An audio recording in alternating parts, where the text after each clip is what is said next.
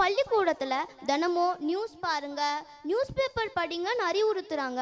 அதோட பயன்கள் எங்களுக்கு என்னவாக இருக்கும்னு நீங்க நினைக்கிறீங்க ஐயா? கொஞ்சம் விளக்கமா சொல்லுங்க. இப்போ யங்கஸ்ட் ஐஏஎஸ் ஆஃபீஸர்னு ஒருத்தர் வந்து தமிழ்நாட்டில் இருக்கார். அவர் தான் குறைந்த வயதில் ஐஏஎஸ் அதிகாரி ஆனவர். குறைந்த வயதில் இப்போ கலெக்டராக இருக்கிறவர்.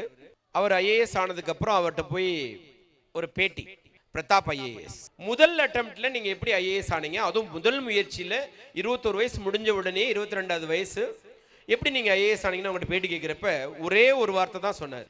எங்கள் தாத்தா என்னைய சின்ன வயசுல இருந்து பேப்பர் படிக்க வைப்பார். தன்னை சுத்தி என்ன நடக்குது அப்படின்றத தெரிஞ்சுக்கிறதுக்கான ஆவலை வந்து தூண்டியது. அந்த ஆவல் தூண்டியதனுடைய விளைவு நான் ஒரு ஆட்சியாளராக மாறி இந்த சமுதாயத்துக்கு ஏதாவது நல்லது செய்யணுன்ற எண்ணம் எனக்கு வந்துச்சு. இதோட சேர்ந்து போட்டித் தேர்வில் வரக்கூடிய பெரும்பாலான கேள்விகள், குறிப்பா ஐஏஎஸ் போன்ற தேர்வுகள்ல செய்தித்தாள் படிச்சுட்டா 70% 80% ஐஏஎஸ் படிப்பு முடிஞ்சிச்சுன்னு அர்த்தம். ஸ்கூல்ல படிச்ச 6வதுல இருந்து 10வது வரைக்கும் படிச்ச புக்ஸையும் செய்தித்தாளை ரெகுலரா படிச்சுக்கிட்டு இருந்தா நீங்க ஐஏஎஸ் எக்ஸாம் கிளியர் பண்ணது மாதிரி. அப்ப இப்ப தெரியுதா உங்களுக்கு நியூஸ் பேப்பரோட முக்கியத்துவம் என்னன்னு?